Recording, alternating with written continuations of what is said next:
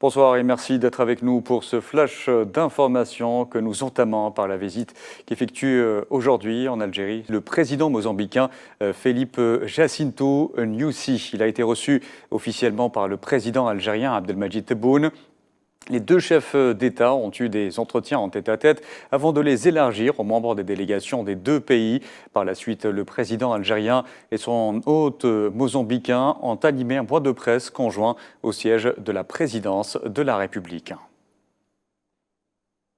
Le président algérien a également présidé avec son homologue mozambicain la cérémonie de signature de plusieurs accords de coopération entre les deux pays. Ces accords concernent notamment la protection des végétaux, la quarantaine végétale et la santé animale, outre le secteur de l'énergie et l'annulation mutuelle de visas pour les titulaires de passeports diplomatiques ou de services. Un communiqué conjoint a également été signé à l'occasion de cette visite.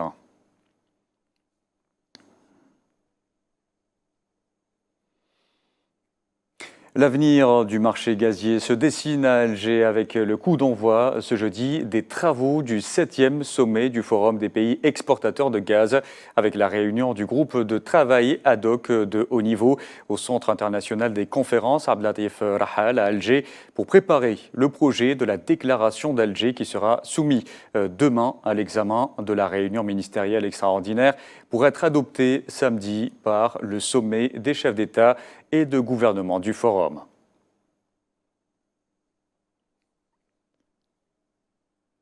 En cette première journée donc de travaux, le groupe d'experts de haut niveau du Forum des pays exportateurs de gaz a notamment procédé à l'analyse des tendances actuelles du marché gazier mondial, un processus qui vise à anticiper les défis à venir et à explorer les opportunités émergentes du secteur gazier.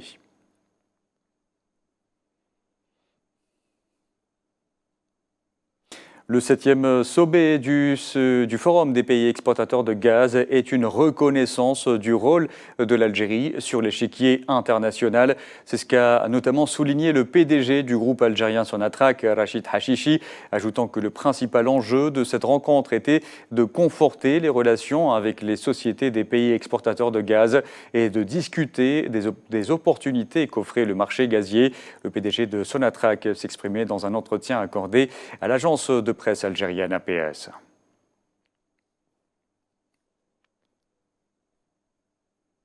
Dans l'actualité également, au moins 9 massacres ont été commis par les forces de l'occupation sioniste dans la bande de Gaza au cours des dernières 24 heures, faisant plus de 180 martyrs et près de 900 blessés. Le 146e jour de ce génocide a été particulièrement meurtrier, avec des frappes à l'ouest de la ville de Gaza.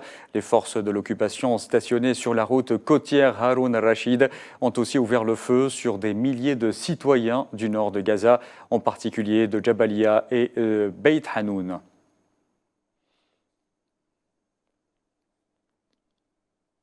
Et le bilan du massacre commis par les forces de l'occupation sioniste ce jeudi à l'aube contre des Palestiniens qui attendaient l'arrivée de camions chargés d'aide humanitaire s'est alourdi à 104 martyrs et 760 blessés. Ce carnage a été perpétré dans la rue Al-Rachid, à l'ouest de la ville de Gaza.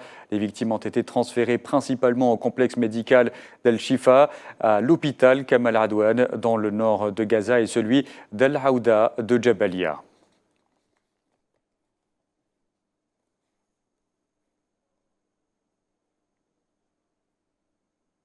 Et la présidence palestinienne a condamné ce massacre odieux commis ce matin par les forces de l'occupation israélienne au rond-point de Nablus, près de la rue Al-Rachid dans la ville de Gaza, faisant porter l'entière responsabilité à l'occupant sioniste qui, je cite, doit rendre des comptes devant les tribunaux internationaux en raison de la guerre génocidaire contre le peuple palestinien.